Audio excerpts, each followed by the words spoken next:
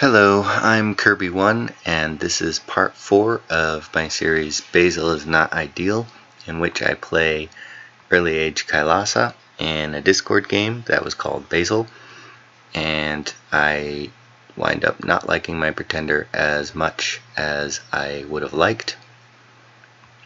And we decide that we're going to fight a war with Xibalba. Let's see how that turns out. Turn 31, I left you with a cliffhanger of how the battle is going to go against my pretender, and between my pretender and his flying sacreds. So he's got quite a few of them built up here. We'll take a look at his bless again. Bless is attack, decay, reinvigoration, strength, and blood surge. And he's got a handful of mages who are skelly spamming. On my side of the field, I have a couple of units that I summoned this turn, unscripted, unled, and squishy mages, research mages, with a monolith in the back.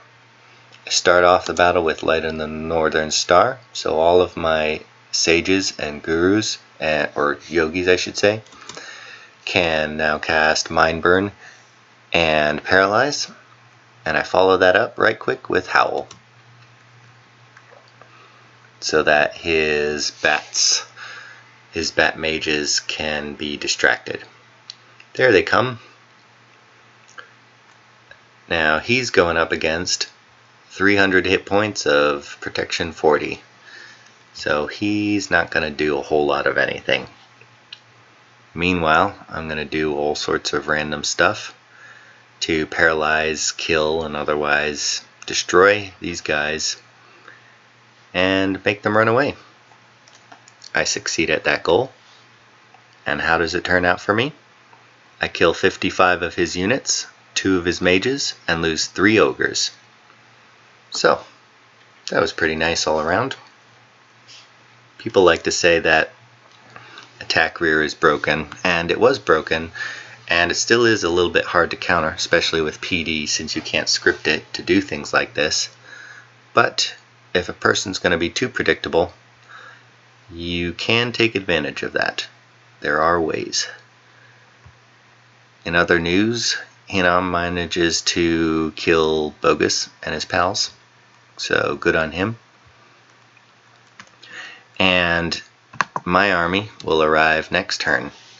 So at this point, I do not have like a real war with Xibalba, and we've bumped once and I won. He's attacked me once and I won.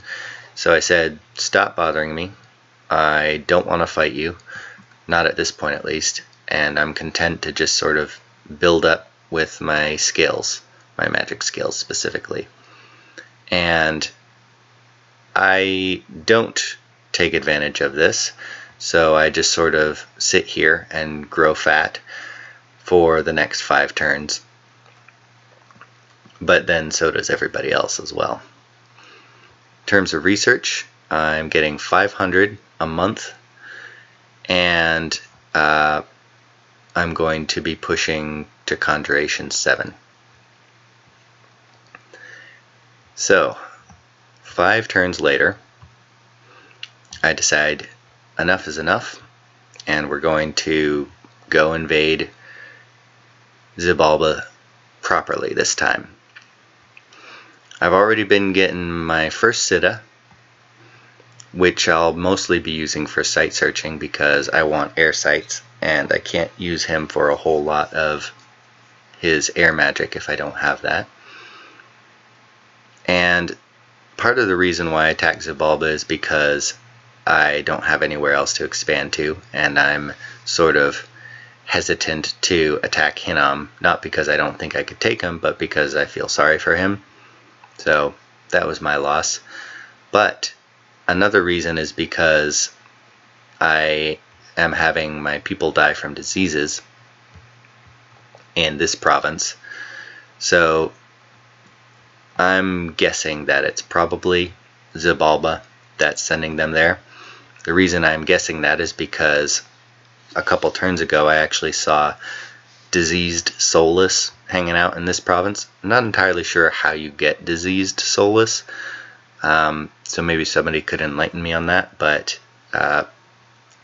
because of that, I'm highly suspecting that Xibalba is just being annoying and killing my people, even though he's not directly attacking me. So I directly attack him and say, stop doing that. There they are, diseased soulless. Later on, a pus demon actually shows up, so maybe he was the one who was doing all that stuff. But yeah, I just decided that I'm gonna go for it finally, and I don't really have anywhere else to expand to as long as I'm not fighting Hinnom. And actually Hinnom gets in on this. He says, hey, you know, if you're not attacking me, I'll help attack Xibalba as well. So we sort of temporarily have a mini truce to go do that, even though I don't really say as much to him as, like, you know, okay, we're not fighting, but I don't plan on fighting two people at once when I could just as easily have Hinnom attacking Xibalba with me. So in terms of that, I say you take that, and I think like this and this, and I'll take everything north of that plus his capital, so that we don't bump. Unfortunately, Lanka managed to take this pond first, but I don't really have any competition for this pond, so I'm going for it. And I have my water elementals that I summoned from the living lake, and I have a full stack of ichthyeids as well. So we're going to get into that pond, build some temples there, be happy. No new enchantments, and as far as research goes, we're up to 700 a month now, and I'm going into Thaumaturgy 6, which will get me Celestial Music, which gives all my sacred magic beings battlefield-wide quickness, and I am happy to have that. And then we're going to go straight for basically armies of gold and lead, because I am not thinking off the top of my head of any other things that I really want, so I just script it to do that and go as high up as we can before I change my mind. And I'm going to go for this province, where his capital, well, not his capital, where a fortress is, and see if I can take that before he swarms out of it and flies and raids all over me.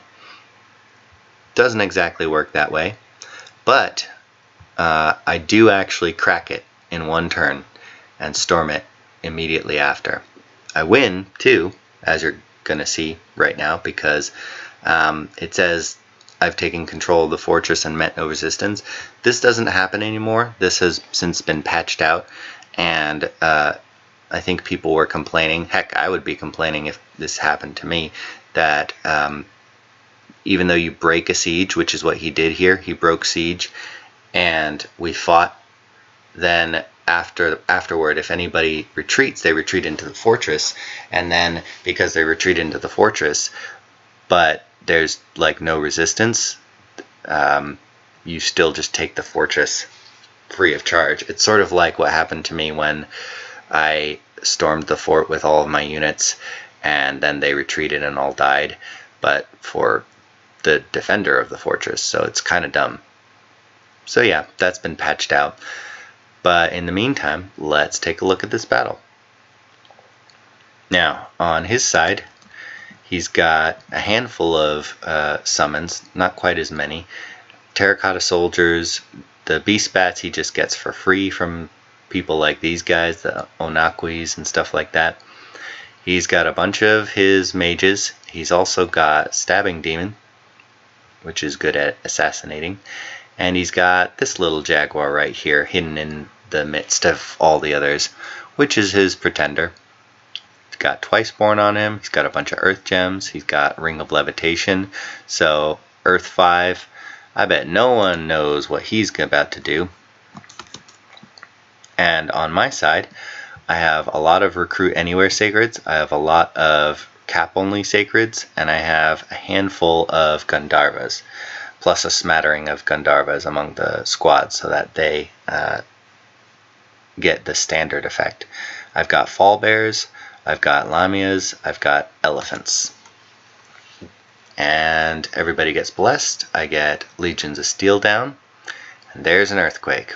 Legions of Steel is coming from this guy, by the way. Earth 3, water and nature. So yeah, there's one. And there's another. So, 2 earthquakes later, what does the battlefield look like? Well, obviously it's not going to hit any of his flying guys, but he is going to lose a handful of these terracotta soldiers, which I'm sure he cares a whole lot about. I got really lucky and didn't actually lose any of my gurus. Not only that, they didn't even get hit somehow because they're not berserk. And I didn't lose this guy. He didn't even get hurt either. And the bears didn't really get hurt either. So who got hit? Well, mostly my sacred guys. But because they have berserk, you just made them more angry, and then they run at you in their righteous anger. Yay. Gifts of heaven. Those are always fun to watch. And they slice everything, and everything dies. Blade Wind is going to be pretty hurty against my Yavanas, my Recruit Anywhere Sacreds, but not against the Gandharvas. They can take it. With Legions of Steel, they've already gotten up to over 20 protection, plus their berserking. So, yeah. Skelly Spam, he's trying Skelly Spam, but he doesn't have enough critical mass of mages, and they're sort of blocking themselves in with their Terracotta Soldier bodyguards as well. So, doesn't work out for him. I kill literally everything. There goes his Pretender. And, yeah, that went very well for me. I kill all his mages, and he gets away with 4 people. And I also take pretty massive losses, but it's mostly the recruitable sacreds. And unfortunately, my 2 generals who were leading this army also get killed. So because of that, I decide that I'm going to stagnate again and sort of consolidate my holdings. I'll just take this, better fortify it, build a temple, get my dominion up there. I also wind up teleporting my Pretender here eventually, once it's secured, so that I can spread my dominion even further. Even Site Search here, I could do that with him. And I'm bringing in reinforcements, a lot more Gandharvas, plus this guy, who is my general commander to lead them. Because right now, I don't have anybody to actually lead a large enough force to, for example, take on Xibalba proper. I could take these provinces, and I have enough troops for that kind of thing. These guys, by themselves, like, he could thug himself, and then these guys could probably take most of his provinces by themselves. But I don't want to get caught flat-footed and lose units unnecessarily, especially as highly mobile as Xibalba is. And as we can see, his mobility is being used to his advantage, where he raids me pretty much anywhere he wants. So I'm trying to chase him down and cut him off from that. And I am successfully counter-raiding places like here, which he only had 1 guy left over there to lock down the fort. And here, these are just really chaff infantry, and they do not have the morale to even get through these guys' awe to hit them. So it does all right for me. I did wind up building a fort, palisade here eventually, so that I can get more guys. And other than that, my getting into the pond has been delayed while I have to deal with them. But yeah, that's where I'm at right now. As far as other news goes, TNC has actually been getting in on this action with Agartha.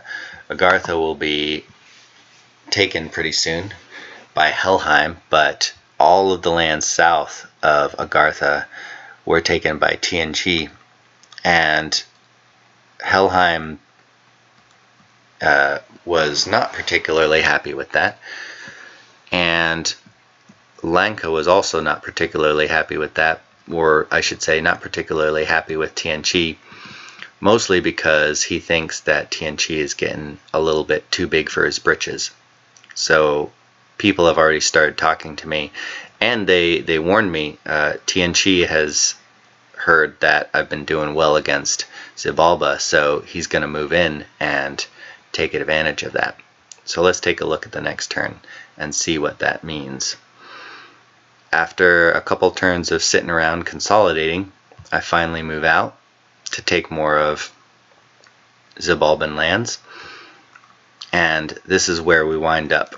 I push out here and immediately find 350 of TNC's units.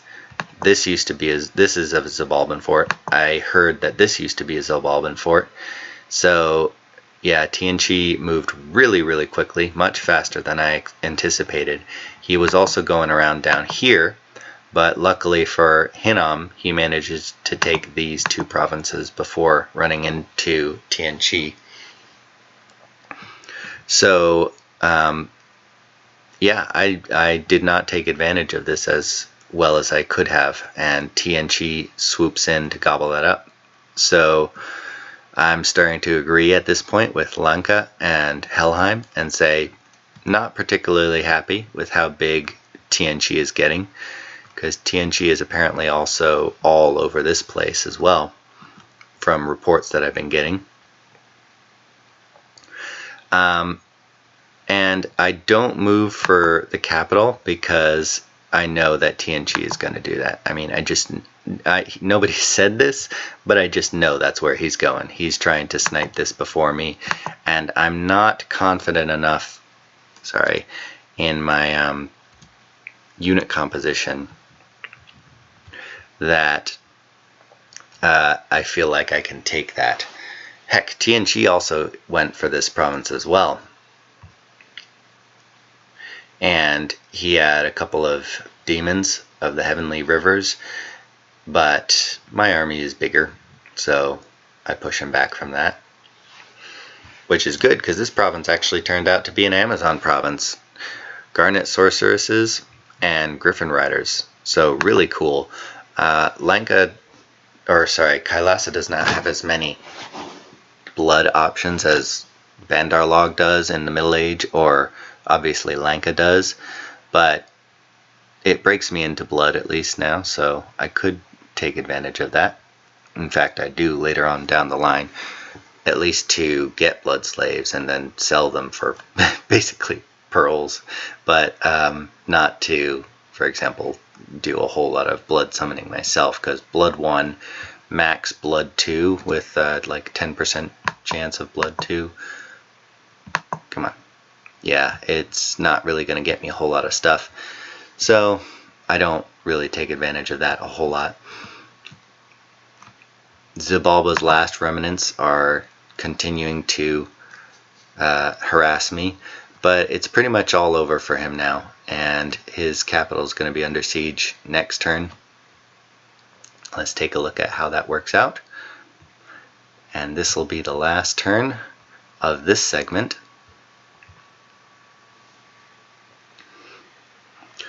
So at the end of that second war that I fought with Xibalba, I wind up taking 4 provinces, basically, just 4.